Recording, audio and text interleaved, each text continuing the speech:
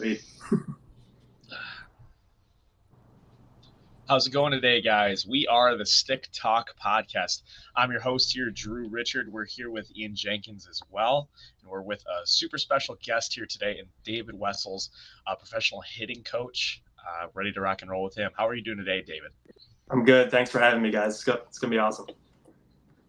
This podcast is brought to you by Mine Baseball. Mine has the hardest wood in the game by 9%. We do like that. We do like that. Yeah. So, Dave, let's talk.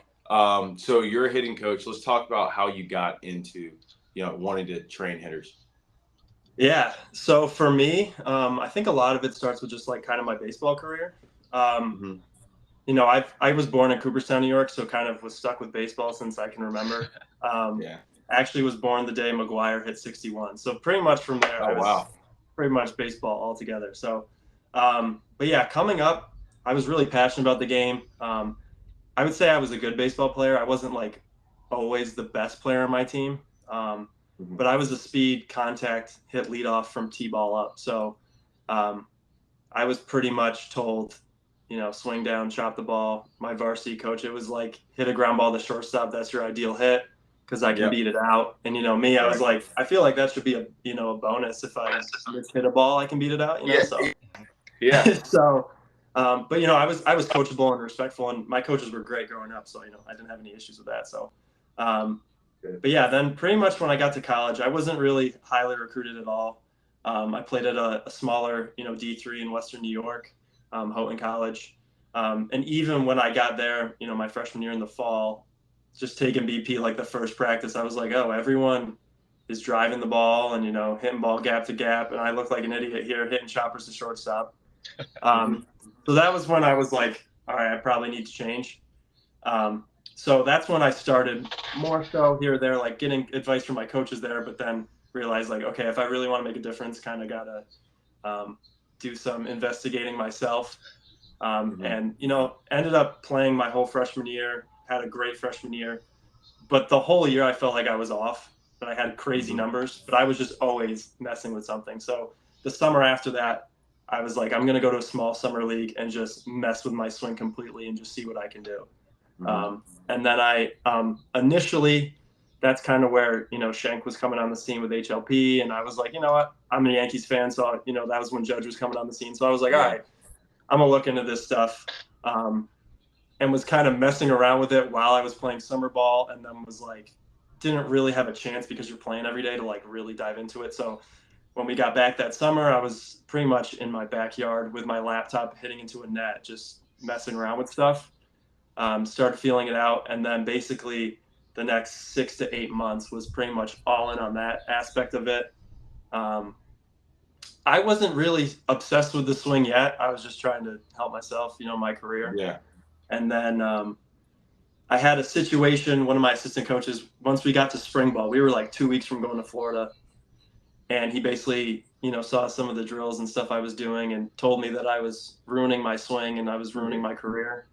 And I understood where he was coming from. I think a lot of times when I tell people the story, they think I don't like the guy. He was one of my favorite coaches, actually.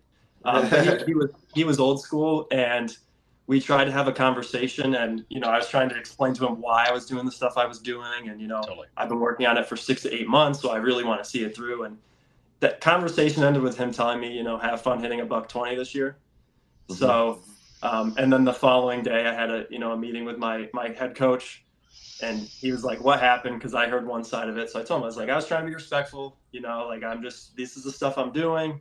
And my head coach had an idea what I was doing at the same time too. And he told me, he's like, I'm fine with you going all in, but just know, like, he's going to be right there. The other coach is going to be right there, waiting to tell you that his way's better. So the way I am, like, I just kind of find random crap to motivate me. So that's when I was like, all right, so whether I was in class, at home, I was just 24/7 watching hitting videos, testing my swing. Yes. Yeah. And that year my numbers didn't crazy jump other than like, I've never hit the ball like that in my life. Like I never, it was some of the same stuff. Like I could not drive the ball the other way. I would hit maybe a jam bloop over shortstop. I don't know if I ever flew out to left field up to that point. And I remember like one of my first games, like it felt like so simple, and I like crushed the ball off the left center top of the fence, and I was like, I never had pop like that at all. Like I never hit a home run anywhere, high school, little league.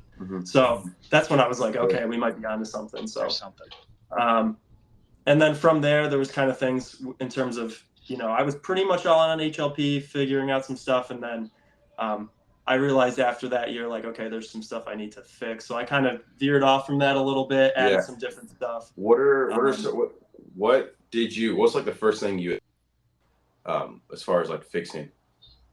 Yeah, so I was really like over counter rotating. So like I wasn't even like looking at the pitcher. I would just super turn in, was like over coiled to the point where I don't even know if I was actually coiling. I was just turned. It's just a shoulder load. Yes. So like I could get away with like almost crushing the ball to the left, but anything up and in, I was either flying out to foul territory to left or to third base, or I was just like top spinning, rolling over to second base, or like a weird top spin ball to right field. So I knew something was off. So from there, you know, I was just like, well, I've researched, you know, the HLP stuff so much. Then I was just like, let's research everybody. So I just, you know, whether it was Doug Latta, Trent Otis, Dave Roberts, like all these guys. I'm like, let's just dive in 2017, I flew out and hit with Trent. He's awesome. Yeah. So I was like, I'm just going to dig into all this stuff. And this was before reels and like really like hitting. Yeah. I mean, hitting Twitter was kind of there, but it wasn't really arguing yet. It was more like, you know, Tooth Fairy and Shank kind of going back and forth. Arguing yet. Yeah. I love that. So I really started diving into that, and then realized like, okay, well, I understood the coil and stuff, but my direction sucked. So how can I, you know, set my body up? I started, you know, figuring out how do I preset it. And then a flip kind of switched this summer going into my junior year in summer ball, because I was more of like kind of foot up, foot down, almost like really jumpy. And even with a better swing, I was still like colliding into the ball. And that's when I kind of picked up the idea of like the ready at release. And it kind of happened not from researching it, just kind of through playing. I had a summer coach, and he was like, why don't you just pick up your leg? Get better. Yes. My summer coach was like, why don't you just pick up your leg early? And I was like, all right. And then I was like, oh, if I'm like really coiled, I can control this all day. Totally. And then from there, I was like, it was nuts how much my walks went up. And I was just like, and it became like a joke with our summer team. I led the whole summer league in walks and on base percentage. And my first base coach always joked to me, be like, yeah, by the time he releases the ball, like you're already like stopping your swing, knowing if you're taking it or not. And so that was something just completely different. So that's when I was like, oh, there's definitely a body control aspect to this. So again, I felt like when my career ended, you know, I had opportunities to play indie ball and stuff. At the time I wanted to get married, and I was content with my career. You know, I had a really good career at college, and, you know, I moved on, but yeah, it was almost like I felt like I was just scratching the surface. And it was kind of like, that was the only thing I regretted in my career, was like, man, if I learned this when I was younger, that would have been, that would have been crazy. And I'm like, I probably wouldn't have been a small D3. Like maybe I could have gone to a low D1. Maybe I could have gone to a high D1, because I had all the other tools and intangibles. I just was raw, and I just wasn't really developed at all. And then at the time when I finished, you know, I needed a job, and a couple of my buddies were working at this facility, and they were like, hey, we're going to add hitting. So do you want to be a hitting coach? And I was like, you know, I'm engaged and I'm getting married. I could use some money. So I kind of was like, yeah, I'll take the job. And even on my first day, I told them, I was like, hey, just to let you guys know, like, good chance I suck at this, but I need money, and I'm going to try to work it and do as much as I can. And so when it started, like the first 3 weeks, I didn't have a single hitter. So I was just kind of sitting there, and I was like, you know, I guess I can research this stuff. So from there, it really just kind of grew. And I was like, okay, no, I'm passionate about this. And I think when I reflect, I almost, the later in my career, I liked the off season more than the regular season. And I just realized that was like a shift my mind took. I didn't even realize it was like, I love diving into the swing and working on stuff and testing stuff out. And the games were fun, but I feel like the older I got, the more I was like excited for the off season, because I can, you know, develop. So I think it all, like, from all different experiences, just kind of developed into this. And obviously now I love it and had some cool experiences. And it was kind of like, all right, now I can do this full time. Let's just pick up where I ended with my playing career and keep researching this stuff. And so that's kind of my story and how this came. So did not really expect to be doing this, but love it. Yeah. That's usually when it comes to your hitters, what are some emphasize? Oh, how long you got? I'm just kidding. The thing for me, and honestly, it's what I realized when I first started the job, was I thought that there was one way to hit, and I was like, well, this is what worked for me and changed my career. And I think, my first 2-3 hitters I had, the one guy moved just like me. So it was like that. He picked up on everything. His swing transformed in like a couple weeks. And then I had another kid, no matter what I told him, it wasn't fixing anything. And I'm like, I think that's when I was like, okay, no one moves like me exactly. Maybe someone similar, but and that honestly like challenged me to, dive into it even more and, kind of work on it. So I think the big things for me is, if you follow my page on Instagram, like there's kind of top things I talk about. Obviously, like quickness is probably the top thing I do. But like I really emphasize on controlled quickness. He's back. I really like to focus on obviously quickness, but I think some people work on quickness and it's just completely out of control. Right. But big thing for me is just like controlled quickness. Like, can you control your load, and then how long can you hold that, and can you just time your launch, not time the baseball? And I think that's a big thing. Even I mentioned my playing career, I was a big collision hitter. Like I was just crashing into the ball, and even just seeing high school guys on deck or college guys on deck, like their timing on deck is just from like when they're going to collide into the baseball. So I'm really big on just eliminating slack, creating good stretch that we can control, and then trying to fire that quick within a tight space. Because like every hitting coach says, like I always tell guys, like the best gift I can give you is time. If you're able to be controlled early and maintain that stretch, maintain that coil, whatever it is, and if you can maintain that for a long time, it's going to be easier to just focus on picking up pitches. You're going to have better pitch selection. You're going to be able to control the zone more. You're going to be able to start earlier because you're going to be able to start earlier in the pitcher's load, so it gives you some time there. You're going to be able to wait later, so it gives you some time on the back end. When you look at it, now your timing window is this big instead of this big. And I think it's great that you said that, and that with like decisions, because everybody thinks like, okay, I need to work on my vision. I need to figure out how well I can see the ball. And I'm saying, like, I tell guys all the time, it's like, I'm not going to increase your vision. Like, I can't work on your vision. Maybe you can go somewhere else and do some things and work on that. But I don't know how to do that, and that's not going to work. But what I can do for you is I can give you a longer time to evaluate the ball, and that's it. If I can give you a longer time to evaluate the ball, like you said, that's the best gift we can give. And now you have more information to make a decision. And you better make a better decision with more information, right? So absolutely, exactly. Yeah, I think another thing I focus on too is just getting guys to understand their body and the feels they need. I mean, honestly, like from an ego perspective, it took me a little bit to like some of the feels I tell guys to do. Like the first year, I would not tell a guy to do that. Like it was the last resort. Like last thing I'm gonna tell you to do is think this. But the older I get, the better athletes you work with. It's like sometimes you gotta think, completely opposite of what you're doing. You need, what actually is happening. Like everyone talks about like Trout's video of him swinging down, but like I think Ian, you actually a while ago made a video. It's like if you him swinging down, he's doing this. So it's like, figuring out that feel. Sometimes I try to stay away from any push feel, but sometimes guys are feeling something really weird, and a lot of coaches are like, oh, you teach your kids all the same thing, all your kids swings like the same. And I'm like, well, if you showed up and saw 20 of my hitters and asked them what they're thinking, like you're probably going to get 15 different answers. So, Right. So I think that's really been important for me too, in terms of working with more athletes and then trying to really make sure you can get the best out of each individual. And I think that's really cool too, because like you'll see that so often where everyone's learning a completely different way. You could work, like you said, you could look at 20 different athletes and they might be trying to accomplish the same thing. Like if you're looking at their swing, they need to be able to do the same thing in their swing, but how they're actually going to be able to produce that swing and what it takes in their brain for it to click could be thinking push, could be thinking, could be thinking completely opposite things. So I think that's always interesting. 1,000%. Absolutely. Yeah. I see. So with one thing that you do with your guys a lot is you emphasize, it seems like you emphasize direction, especially like when I'm watching their training and everything. So what is something, how would you go about fixing somebody's front shoulder just flying out completely? Because a lot of times when people like you said, sell out for quickness, their direction goes to shit, right? Yes. So what is something you do to counteract that? Yeah, I mean, in terms of philosophy, like I try not to focus too much on bat speed. Now, when we develop our swings, my guy's bat speed goes through the roof. So it's not saying I don't think it's important, but when you're just selling out for bat speed, like I don't really like teaching that.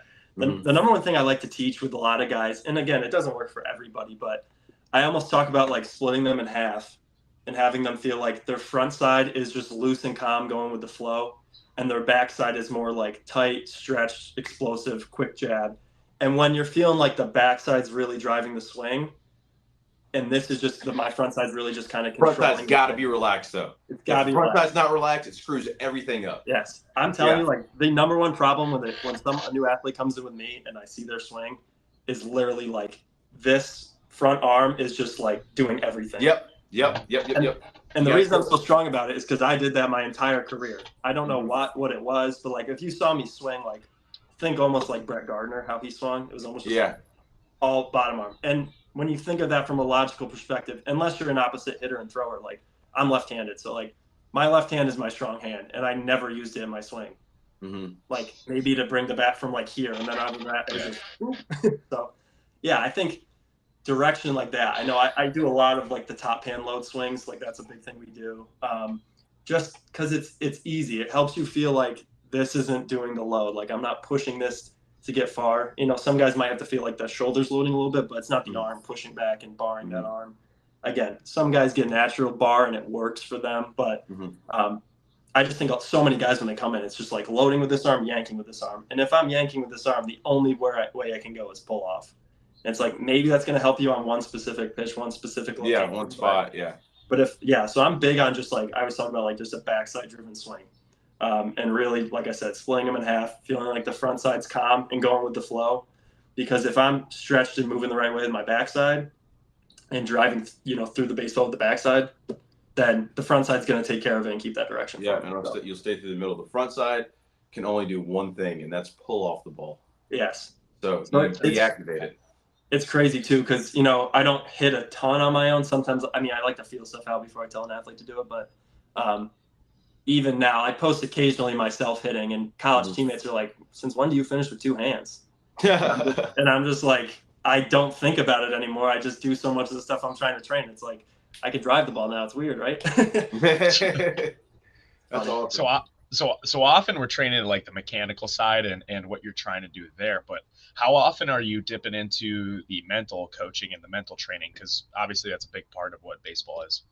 Yeah, 100%. So, what I like about what I do is, a lot of the times with my athletes, I'm working with them 2, 3, 4 days a week. In some instances, I'm working with guys 5 days a week. So it gives the ability to like make a full program. So my second year at my job, I was like, hey, I got a lot of off time in the spring. So I spent about 3 months just developing a full like 28-week off-season program. And basically it builds up. When the middle of the phase, I call it my chaos phase, is probably my favorite thing I've ever done. Now, when I did it, I was like, this is probably going to flop, but like, I feel like a lot of the best discoveries are like, hey, let's just try it, So, and all I did was just make things like super, super difficult.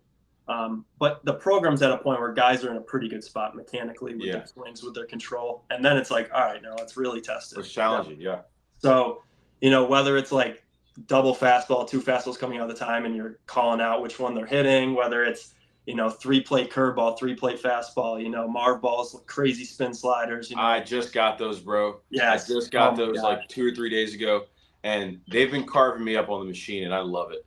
It's just like saying like, hey, you need to get better at this. You need to get better at this. It's just, I was questioning my existence on Marv fastballs. Like I was like, dude, how am I missing under this so much? But it's really crazy because it's like, because what I love about it is obviously like it's challenging, and we'll do close machine. I like to do different things. Like you'll see on my page, I do a lot of different stuff to challenge guys. So one of my favorite constraints I would do with them is I just hit polar opposite constraints. So I'll do the machine normal distance away and just do a slow ball. So it's literally just like a blooper.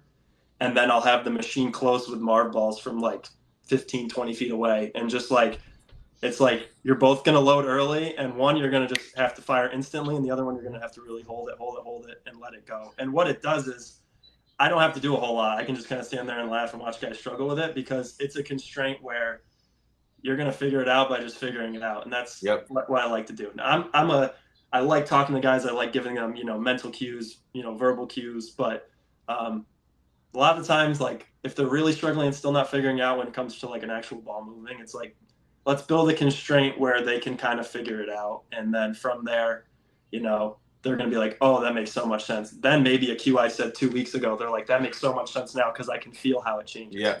Yeah. So from the mental aspect, to answer the question, like what I noticed is how much mentally stronger my athletes got, and I didn't do anything. Like, Totally. We made that program so hard, and I was worried when we started because I was like, these guys are going to literally hate their lives. Guys are going to leave and stop hitting with me and go work with a guy that's throwing them front toss 24/7. Yeah. Yeah. And then I'm just like, after like a week, guys are like, hey, can we make this faster? Hey, can we move the machine closer? Hey, can we use mark balls on a higher? And I'm like, oh, yeah, sure. They want it. Became a point where like every week guys are like, can we make this harder? And I'm like, yeah. So by the end of the year, my guys are getting carved. But then I noticed, like when we get to live at bats later in the offseason, we have our pitchers face our hitters, and it was like guys are taking huge hacks and not shortening up now. Like that's my biggest pet peeve. Guys swing and miss once, they think their whole swing's off, and it's like you get 3 strikes. He's got to come over 17 inches 3 times. So like biggest thing was like guys took a huge hack and missed, and they were like, all right, bet, got back in the box. Then he throws the same pitch again, and we're crushing it. And it's like just from creating the training environment where they're being challenged mentally, because trust me, early on it was like, I had to talk to some guys about stop cussing out loud because the stuff was so hard. But when you're in a group environment and you see everyone struggling, you don't want to be the guy that quits, right? So it's like, totally. No, I'm going to be back in there. And then it became a thing like, no, I'm going to be the guy that gets the first hit off of this. I'm going to be the first guy.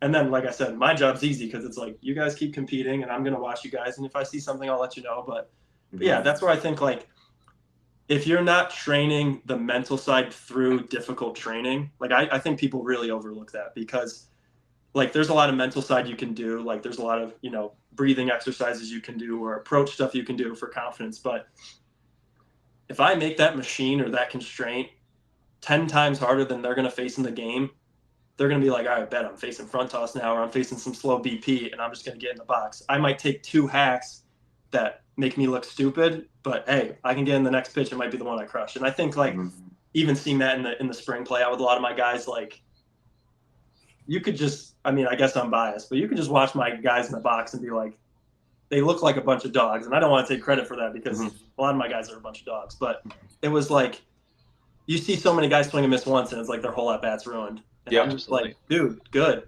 swing. Do it again. Like, you learn something, right? 3 times. So yeah, I think that's the main way I kind of attack the mental side of it. It might be different with some guys, but like I said, it became a thing where I thought at least like 75% were going to be whining and leaving. And it was like maybe 1 or 2 kids a day, but maybe they're having a bad day elsewhere. And like that just made them even more mad at life, But I think overall it became a group thing where they're like the machine or the constraint became the enemy. And then it kind of transferred to like, all right, the pitcher's the enemy. Like, let's go at him. It's the pitcher. So. And I think that's a huge thing to get behind too, is what you're talking about, because I see that so often. So I work with a lot of youth, and you got some really good boppers, some really, really good hitters, and they'll swing and miss on that first pitch. And like, that's their A swing. And then you just see a completely different at bat, a completely different approach. And it's like, I always like to try to compare it to the big leagues because that's where those kids are watching. If they're watching, Aaron Judge, do you think Aaron Judge is getting his A swing off in that first swing and he's like, oh, or even let's say he struck out his first at bat, he comes in his next at bat. Do you think you're going to see a different approach, a different, complete swing from Aaron Judge because of that first strikeout, or Mike Trout, or name a name that's seen that. And, I think if you do that, that's now you're training 4 different swings throughout a game, and it's just nothing good other than weak contact's going to happen. So I think that's a very massive thing to look into. 100%. Couldn't agree more. Yep, absolutely. We're running out of time here, so you got to wrap it up soon. But I got 2 main questions for you. So first question, Delino to Shields. When you're working with them, what are some things that you guys emphasize? Short story about him. Him and I used to train at the same place in Atlanta, and he jumped my car one time. I think I told you that. He jumped my car one time. Yeah. Him and his dad used to train out of Mike Cameron's facility. So I was down there. I got to see him a lot. But so talk to me a little bit about him. What do you got? What do you take him through? Yeah, with Delino, it was kind of a bunch of different things. So we worked during the winter on a couple of things, and it was more just kind of figuring out setup, what's the best way to load, because he had kind of tinkered with a bunch of different stuff. And so, we kind of got to a good place with that, but it was more so just like, let's find the right setup. How can we get to our stretch? How can we get to a good point? And then when I worked with him, a couple months ago, when I went down to Dallas to work with him, it was more like I would say like 80% body control. Like, okay, maybe what you had was good, but if you timed it perfectly. So it was more so like, how can we get to a really good position where it's controlled and really like I talked about, like timing that launch. We cleaned up a little bit stuff with his bat path and we're focusing on that, but he was losing direction a lot of the time. Like sometimes he wasn't controlling the load and would kind of peel off the ball. And sometimes people would be like, all right, let's do direction drills. Let's just do a drill to fix direction. And looking at it, I'm like, it's just a control. You're losing the back leg. You're losing the coil. You're leaking this way. And when you do that, that's going to throw the swing off. So it's like, yeah, we can do direction drills. That might be a Band-Aid fix. So with him, it was like, how can we control it? So it was a lot of just controlling that back move and then figuring out like how long we can control and continuously stretch until it was time to go without peeling. Because a lot of times guys are like loading and slowly just peeling off the ball. Yeah, you can lose that barrel behind. So like I said, like that was an issue. He was losing his barrel, and he's really good at timing and loading early at release. But then if you lose that control, sometimes you lose the barrel, and then it's like, wow, that was a good pitch I could crush, but my swing might have just been off. And I think he was playing down the American Association with Cleburne Railroaders. So right away he was like, yeah, I'm in control. And then he's popped a couple balls that he was like, yeah, I haven't hit that ball like that since like 2017, 2018. So yeah, that was the main thing we really worked on with him was, okay, it looks like there's a lot of issues, but if we just focus on body control, like it's like, oh, all these issues kind of start going away. Yeah. Awesome. And last question I got for you. So knowing what you know now through your hitting journey and everything and train so many hitters, if you could go back and teach your high school self anything, what would it be? There's a difference between being coachable and being respectful. So I was taught to be coachable. My dad never coached me. Like that was a big thing he didn't want to do because I think he knew I'd hit the age where I didn't listen to him anymore. Mm-hmm. And kind of day one, he was like, this is your coach. You're going to listen to what he says. When he tells you to do something, you do it. And I was a very coachable kid. I'm a rule follower, so I try to stick to the status quo. And I think sometimes it could come to a fault for me. And I always tell guys this, like, there's nothing wrong with asking the question why. Like if someone tells you like, hey, do this, there's nothing wrong. And I thought like, oh, if I ask why in question, like it's disrespectful. If you do it the right way, it's not disrespectful at all. So I always tell my guys, like when I teach, I'm big on like telling them why we're doing a drill. I'm not like, hey, let's do this, this, and this. It's like, all right, this is what I see the issue is. We're going to work on this, and this is why. And I feel like too many times throughout high school, it was like, just do this. And I was like, okay. And if it didn't work, I'm like, well, it's going to work eventually because my coach told me to, So I think just like you get one shot at your baseball career and it's like, you got to own it. And if you're just guessing and just hoping that what someone's telling you is right without really knowing why, I think you could really be hindering yourself. It's like, if you just take a step back, ask why. And I always tell my high school guys this, like there's coaches that don't really like what I teach. I think some of the people in the area have like kind of jumped on and like what I teach because they see the results in their players. But my guys always, their biggest fear when they finish the off season is like, well, what if my coach tells me this, this, and this? And I always tell them like, there's nothing wrong with asking why. Be respectful. And if he tells you a good reason, that's fine. And you can still say, even if he tells you a reason why, like, well, I've been working the last 8 months on this, this, and this, So I'd say like that's the biggest thing. Like it's okay to ask why and really just take ownership of your career because you guys probably know too, your career goes quick. Obviously, if you play in the big leagues, I wasn't fortunate enough to do that, but I played 5 years because of COVID, but it goes quick. And I feel like that was, like I said, the biggest thing when I finished was like, I'm content with my career, but there's like part of me that's like, man, if I learned this when I was in like 6th, 7th, 8th, 9th grade, like I think I'd be somewhere different. But I'd say that's probably my answer. Sweet. That's awesome. Hey, David, awesome answer there. Appreciate having you on. That was a lot of fun talking to you. Yeah, thanks, guys. Went by quick. Appreciate you having me.